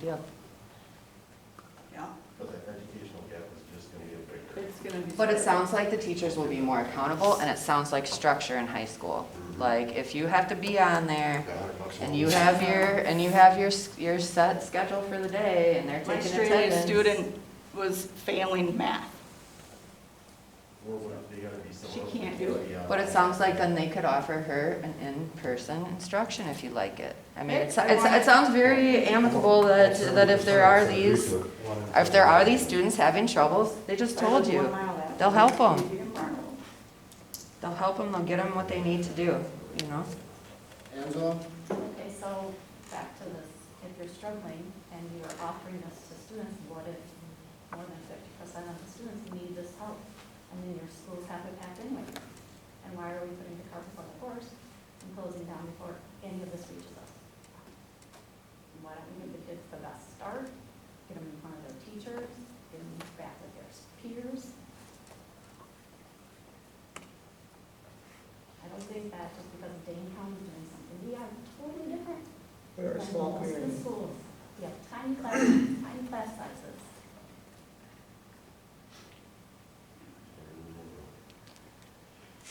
Or Jason, do you just want to chime right in? No, I'm with Ann on pretty much most of it. We're a small community. We're outside of Madison. It has not hit our area. I don't know too many people in this area that I haven't even heard have it or even know somebody that does have it. But yet we're gonna move all our online stuff because of the what ifs. You know, it's pretty damning to our kids and their futures too.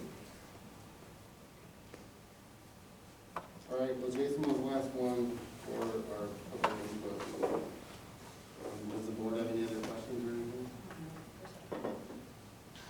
I think in terms of the cart before the horse is, I think that's actually what we're trying to do in the most responsible way possible, because conversely, as we went through every hypothetical situation, if you're Mount Horeb or Sauk, and let's be real, that's a plan.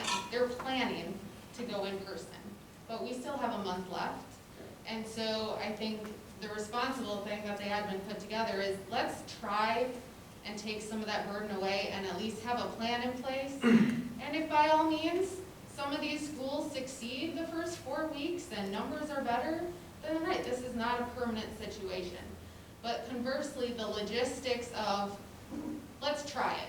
Let's hope for only 2% of our kids contracting it and spreading it. Is that my kid? Is that your kid? I don't know, it's hypothetical, but again, I don't have the luxury of saying, I'm gonna risk your kid or just your kid or my kid. And that is a brutally heartbreaking thing that I am not up here with my own personal bias voting on, but the larger picture. And I think what the admin have done is a responsible plan in place right now. We've made it very clear that we admit an abundance of limitations and challenges that were in place upon an emergency that happened. But certainly, and I really thank you, Tasha, for sharing that, because I think all of us have had those moments where you start talking, you start thinking and conceptualizing. It's awful. It is terrifying. As mothers, as working, it's heartbreaking. And this is not a joyful thing that we, want to look forward to, but at the same time, we're trying to do the best we can to keep everybody safe and not pick out a handful of kids that might turn this into an epicenter in the community. And that's a hypothetical, but we're being cautious. And I think we modeled the behavior. And that's what I give kudos to the admin, is I tell you, they were gung-ho about this in person, and it made a lot of us a little uneasy, okay? But they are making the best of it, saying, here we go, we are here for you, and we model the behavior for our children. And so I think, again, if we come together and note that we are in this together, if you have troubles, reach out, build relationships. This is the time when parents can be advocates and model the behavior to our kids. And I really do thank you for sharing your opinions, because I know we're all there, and I am right there with you, but it is what, It's not an easy decision either way. it's a no-win. But we're choosing to try and win, okay? Gary, you've been quiet. I have, I've been listening. What are you thinking?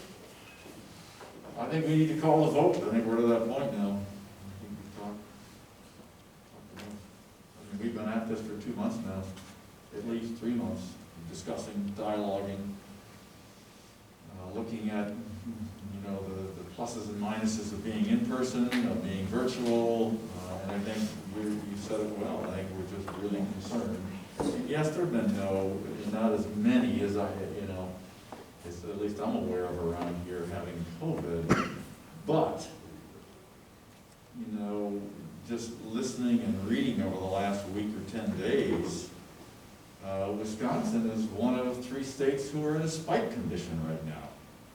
So is it the fact that the Dells are full on the weekends? Is it the fact that people are playing sports on the weekends? I don't know. But something's happening out there. And I think what you're saying is we just need to be cautious about opening. And it is temporary. It's not a permanent thing. So Bob, do you have that someone made a motion and will second it already? Oh, on this? Yeah. Somebody seconded that? No, not on this. So I will make a motion that we begin our reopening plans for 2021 as a virtual school. Any further discussion? Hearing none, Mike? Important. Yes. Cindy? Yes. Mary Beth? Yes. Gary? Yes. Barb? Yes. Matt? I was torn also, but I think it's the prudent thing to do with what we know now, and that we're gonna reevaluate it, yes. All right, and I'll vote yes as well.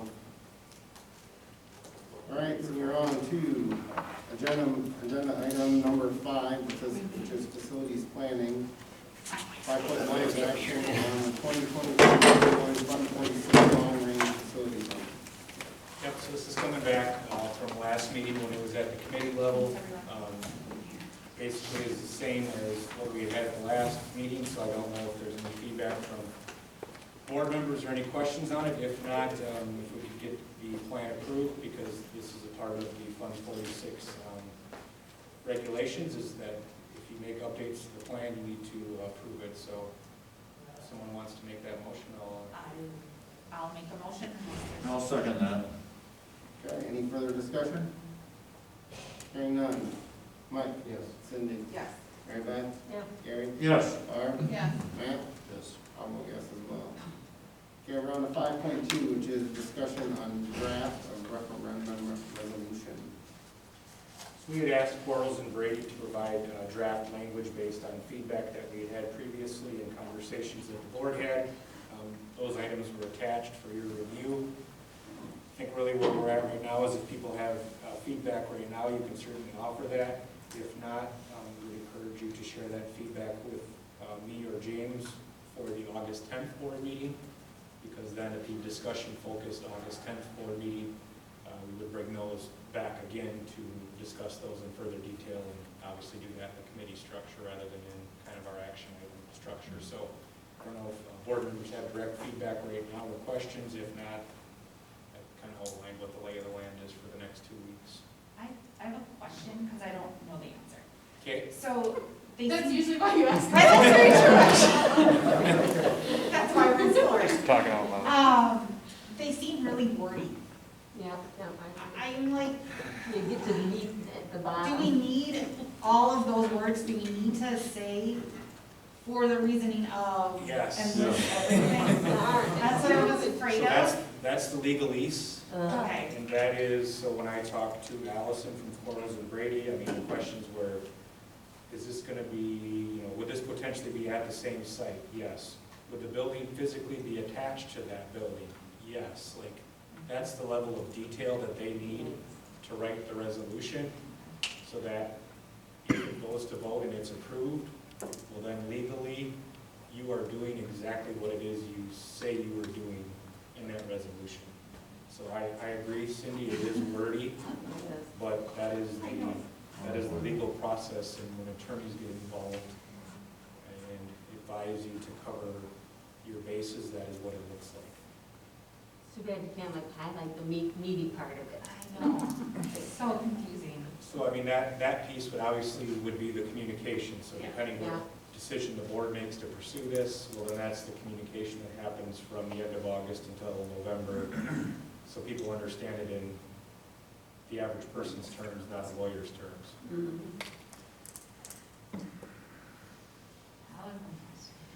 Yeah, if you have other feedback, like I said, let me know. If not, then we'll just kind of plan to bring them back in the committee structure and kind of go through things and have more of an open dialogue then as well. Admittingly, my mind was elsewhere.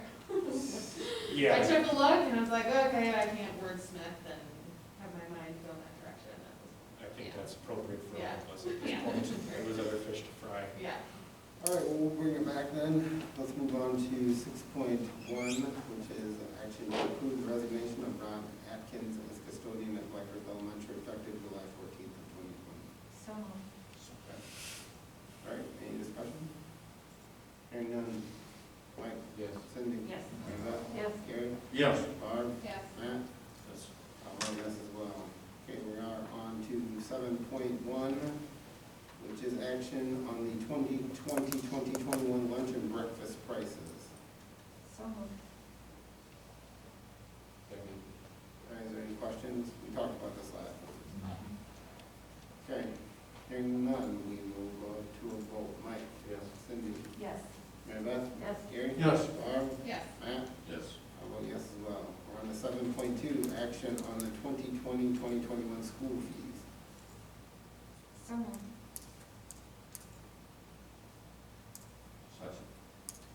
Okay, is there any questions or anything?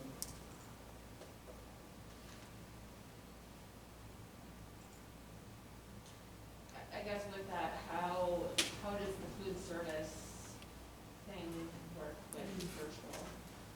So the food service at this point, Rebecca Zoomed with us last week when we met, and a lot of the same waivers that were available in the spring, the federal government has made those waivers available again for the fall. That'll be a part of the information that we share with parents in the next couple of weeks as we look forward to registration. But it sounds like from the food service department, from Rebecca's perspective, a lot of that same flexibility with the meals and being able to pick up meals, not just one day, but maybe, up to a week perhaps, that the government's gonna open up those programs again this fall. So I don't have all of the details just because I don't think she does either, but she sounded encouraged when we Zoomed last week that the federal government was gonna open up those programs, because we wouldn't normally qualify for a lot of those programs because our poverty levels are not high enough. All right. We have a motion and a second for school fees. Any other discussion? Hearing none. Mike? Yes. Cindy? Yes. Mary Beth? Yes. Gary? Yes. Barb? Yes. Matt? Yes. I'll vote yes as well. Okay, we are on to 8.1, which is the action on the 2020-2021 academic and career plan. I'll make a motion. Second. Does anybody have any questions about the action plan?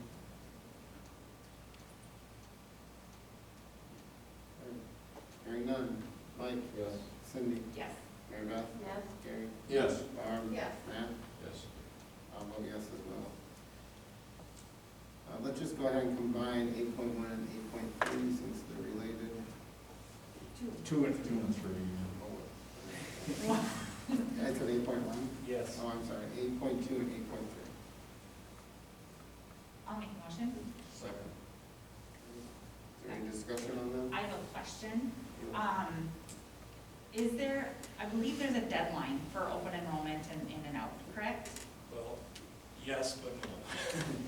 Yes, there is a window where open enrollment is typically available, was backed up this year. It was actually pushed back into June, I believe.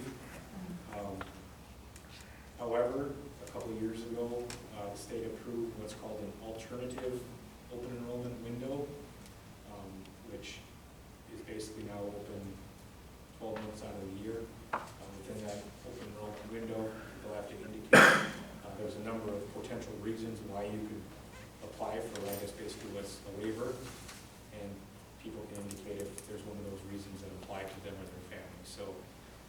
now are in the alternative window, and that's why we're having to approve these separately from what you did previously, I think just within the last month. So yes, that's the answer, Cindy. Thank you. Just was curious with decisions in neighboring communities. Yep. Okay, any other discussion? All right, hearing none. Mike? Yes. Cindy? Yes. Mary Beth? Yes. Gary? Yes. Barb? Yes. Matt? Yes. I'll vote yes as well. Let's just go ahead and combine 9.1 through 9.4. The motion? Oh, pause. Can't do that? We can go 9.1 to 9.3. Oh, we got it. 9.4 is not an action item, this is the first reading of that policy, so we can go 9.1 to 9.3. Okay, 9.1 to 9.3, my bad. I will remake that motion. Sure. Second. All right, any discussion? Okay, hearing none. Mike? Yes. Cindy? Yes. Mary Beth? Yes. Gary? Yes. Barb? Yes. Matt? Yes. I'll vote yes as well. 9.4 is a review of the new board policy for non-discrimination on the basis of sex in education programs or activities. This is a first review. Yeah, so, I went through, as you can see in the notes, with Steve LaValle, our Neola rep. I don't know if you looked at the policy, but it's incredibly extensive. There's actually litigation right now. The state of Wisconsin has joined many other states in challenging some of the guidance here, and really the challenge is on the grounds that basically undue burden, that the policy or that the new guidance regarding this is so extensive that it's going to create an undue burden for organizations. And how many pages of new regulations? Over 2,000 pages were part of the new regulations. Great. And you read every one of them, didn't you? No, I read the policy, Okay. which was the condensed version of 2,000 pages of the regulations. So the policy at question here is 2266, which we don't really have a choice. We need to adopt the policy. Now, we could, if we have feedback regarding some of the intricacies, we could check with legal and see if those are even things that are flexible or not. But yes, this policy is a direct responsibility or comes directly from the new Title IX regulations that were recently put out. And this takes effect, this becomes a law of the land on August 14th. So first reading tonight, which I know is a little out of order, but to hit our 2 readings of a new policy, put it on for review tonight and then approval at our next board meeting, because then, like I said, it does take effect on August 14th. And whether we had a policy or not, the law is the law, so we're going to have to follow the law as of August 14th. So I don't know if you have any questions or feedback for right now, other than, like I said, to say it's very lengthy, it's very procedural, it's process-driven, very heavily. Questions? If you do. That's why we hire the professionals. I mean, that's. I know. Exactly right. To go through this with Steve and to have the sections where there's like, okay, you could take the first sentence or the second sentence depending on your local decisions, but you have to take one or the other. I mean, yeah, I think we were on the Zoom meeting for almost an hour just to go through it and read through the policy together and make those decisions. So if you have any feedback, let me know. We could, potentially do some wordsmithing so long as it's legal wordsmithing before the second reading and approval. All right, well, then we'll move on to agenda item number 10. 10.1 is future meeting dates. If there's any new ones or something's changed. Nothing. So August 10th will come quick. That'll be our committee structure. We'll have updates kind of regarding communication and what's happened in the last 2 weeks in terms of information to families and to staff. And we'll provide an update that night as well, in addition to bringing back other committee-related items. So. Yeah, I think I'd like to see some type of creative way of doing an in-person registration, bare minimum of what Natalie said, because I feel like there is really some truth to that, and as many of us know, when we're working remotely and on Zoom, it's not the same thing. And there has to be a level of understanding and just getting to know each other on that, you know, on that level, and I think it's possible, and I especially know it is with a great team of admin.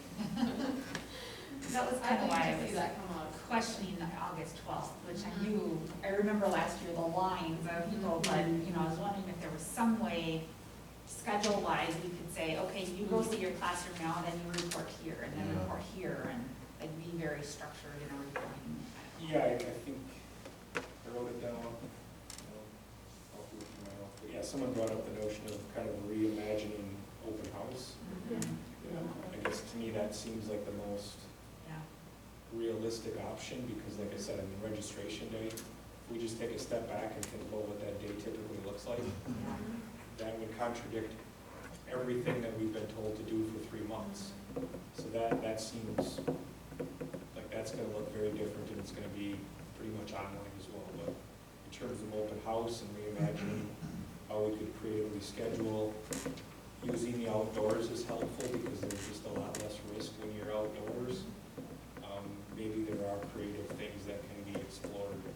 And you're absolutely right. We have very talented principals and a director of curriculum who, and pupil services who can come up with some creative ways to do that. So we'll definitely bring something back or follow up, but note taken.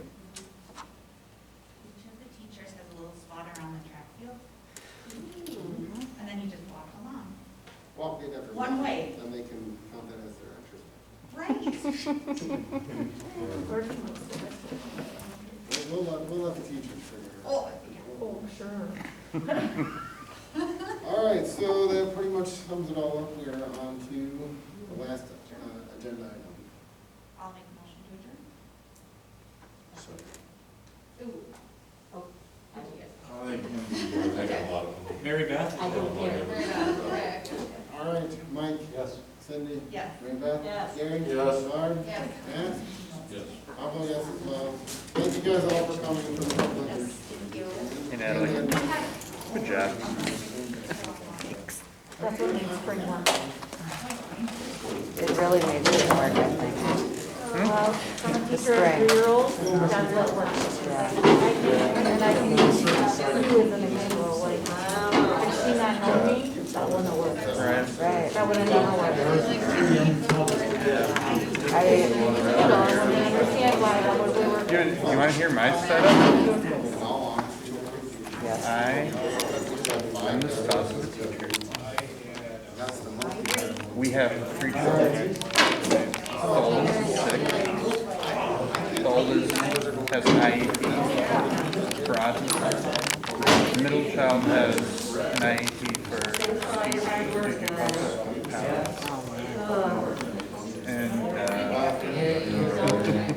and it's just like, what is this gonna look? Because Mia's gotta, do her job.